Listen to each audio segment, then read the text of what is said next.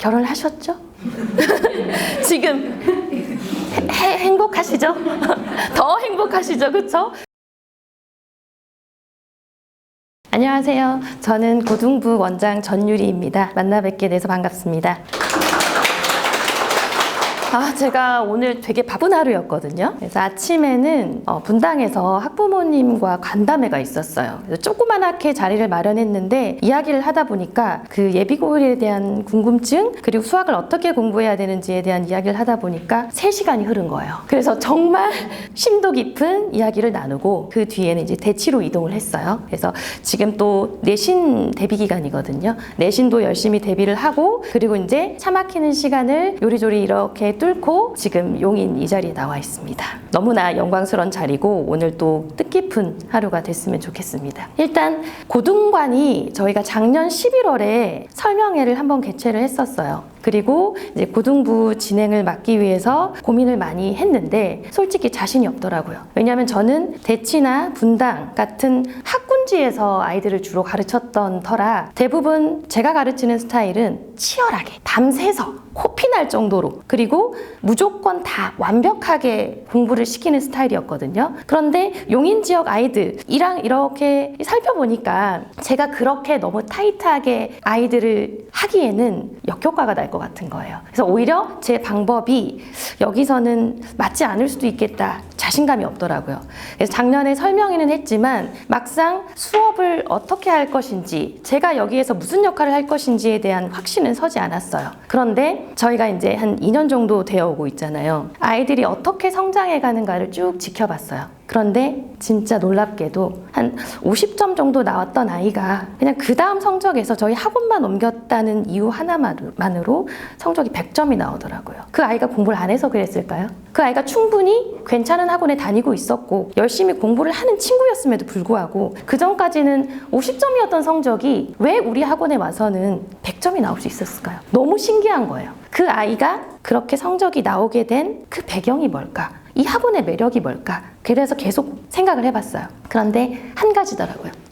이 이야기 혹시 아시겠어요? 결국 나그네 옷을 벗게 만든 것은 바람이 아니라 세찬 바람이 아니라 햇빛입니다. 저희 학원은 아이들을 굉장히 잘 인정해주고 칭찬해줘요. 그리고 잠재력을 끌어줍니다. 그랬더니 물론 훌륭하신 선생님과 재미있게 공부하는 것도 그건 기본 베이스예요. 어느 학원을 가나 지금 선생님들은 너무나 열심히 연구하시고 너무나 열심히 가르쳐 주시고 계속 오답 복습을 시켜주십니다. 하지만 뭔가 하나가 빠져 있어요. 그게 선생님에 대한 매력과 선생님이 나를 대하는 태도인 것 같아요. 저는 그 점을 저희 학원이 굉장히 잘 하고 있다고 보고 있어요. 그 부분을 참 잘 활용해서 이 친구들이 고등에 가서도 그 실력을 충분히 발휘할 수 있게 내가 역할을 하면 되겠다라는 확신이 서서 이번에는 11월 개강 설명회와 그리고 12월 강의 오픈을 결정하게 되었습니다.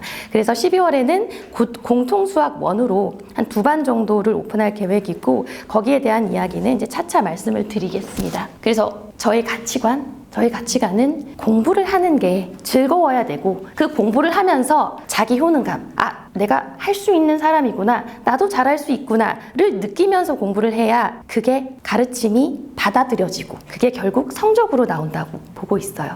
그래서 충분히 우리 학원에서 고등수학까지도 이렇게 커버할 수 있게 잘 연구를 하고 있으니까 지켜봐 주시고요. 밖에 보시면 알겠지만 굉장히 성적 우수자들이 많습니다. 그리고 그에 대한 보상이 대표 원장님께서 엄청나게 정신적으로든 물질적으로든 엄청나게 아이들한테 굉장히 투자를 많이 하세요. 단순히 그냥 선물을 받기 위해서 공부를 하는 게 아니라 이 학원에 가면 인정을 받고 이 학원에 가면 칭찬을 받고 예쁨을 받기 때문에 아이들은 더 열심히 하고 싶어져서 이런 결과가 나오지 않았나 싶습니다. 그런데 오늘 제가 해드릴 말씀은 약간 좀 달라요. 우리 연애할 때는 되게 그 사람이랑 같이만 있어도 행복하잖아요. 그쵸? 그래서 떨어지기 싫어서 결혼을 합니다. 결혼을 하셨죠? 지금 행복하시죠? 더 행복하시죠, 그쵸? 그래서 중학교의 공부가 연애같이 달콤하고 금방의 매력을 줄 수 있는, 행복감을 줄 수 있는 연애 같은 삶이라면 고등수학은 약간 결혼생활 같은 느낌이에요. 너무나 더 행복한 결혼생활 같은 느낌입니다. 그래서 하기 싫지만 해야 되는 부분도 있고 또 참아야 되는 부분도 있고 그거를 견뎌내야지만 더 단단해지는 부분도 있어요. 그래서 오늘은 그 부분에 대해서 말씀을 좀 드릴게요. 일단 고등수학, 중등수학 제일 큰 차이는 평가의 목적입니다. 중등수학은 평가의 목적이 중학교 때 알아야 될 전반적인 내용들에서 고루 잘 이해를 하고 있느냐에 대한 평가예요. 그래서 평가의 방식은 절대평가죠, 그렇죠? 그래서 A 받는 비율이 90점 받는 비율이 보통 한 40% 학군지일수록 더 많이 나오고 반이 거의 90점 이상이에요. 그래서 대부분 기본적으로 알아야 될 내용들을 알고 있느냐 그거에 대한 평가라면 고등학교는 다르죠, 그렇죠? 고등학교는 등수를 내야 되고 그리고 1등급을 갈라내야 되고 지금까지는 4%를 갈라내기 위한 시험으로 평가의 목적이 이루어지고 있어요. 그렇기 때문에 다 잘하면 안 되겠죠, 그렇죠? 누구는 1등급이 나와야 되고 누구는 2등급으로 적절하게 걸러줘야 되기 때문에 100점이 많이 나오는 시험을 낼 수가 없습니다. 1등급을 걸러내기 위한 시험의 목적으로 어려운 문제를 낼 수밖에 없고요. 그리고 서술형 평가에서 꼼꼼하게 관리를 할 수밖에 없어요. 그리고 대학 입시에 직결이 되기 때문에 문제에 있어서 오류가 나오면 안 되고 굉장히 깐깐하게 시험을 내고 있는 편입니다. 그래서 제가 고등수학 수업을 이제 안내하기 위해서 여기 나왔고 제 소개는 너무 원장님께서 잘해주셔서 제 이름만 한 번 더 전유리 이렇게 반복하고 가도록 하겠습니다. 중학교 3학년 이 보라중 예로 들었는데 A 비율이 굉장히 많아요. 학군지일수록 A, B 비율이 훨씬 더 많고요. 그런데 또 특징적인 게 어디도 많죠? E도 많아요.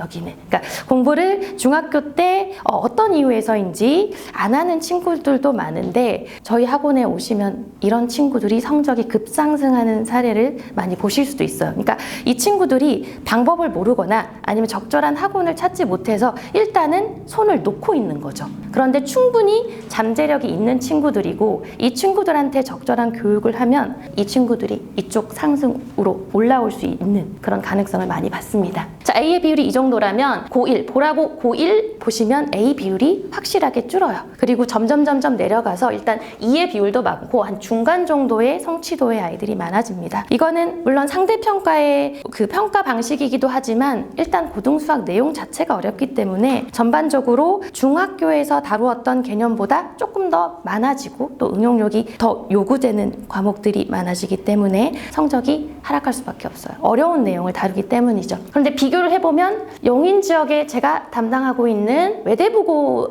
성적을 보시면 A 비율이 거의 70%예요. E 비율은 거의 없습니다. 그래서 학교별로 편차가 좀 있는 편이에요. 고등 서열화가 진행이 되고 있는 건 피할 수 없는 사실인데 일단 그래도 안도하고 있는 것은 1등급은 고등학교 내에서 낸다는 거예요. 그래서 우리가 보라고나 이 인근 지역으로 갔을 때 어떻게 그 고등학교에서 1등급 안에 들 것인가 그걸 목표로 10% 안에 들 것인가를 고민하면서 공부 방향을 설정해야 될 것 같습니다. 예전에는 1등급이 4%밖에 되지 않아요. 100명 중에 96명은 수학이 1등급이 안 나오는 친구들이에요. 그래서 보라고에서도 한 전교 10등 안에 들어야 1등급입니다. 전교 10등 안에 들기 쉽습니까? 어렵죠, 그렇죠? 모든 과목을 골고루 10등 안에 들어야 1111 찍어서 내신 1.0으로 수시로 대학에 갈 수 있는 구조였어요. 2등급도 말이 2등급이지 말이 2등급이지 30등이에요. 30등. 전교 30등이 쉽지 않지 않나요? 제가 봤을 때도. 그래도 2등급이에요. 그런데 다행스럽게도 조금 완화가 됐어요. 이제 우리가 고등학교 가는 이 시기부터는 내신에서만 수능은 여전히 9등급 체제고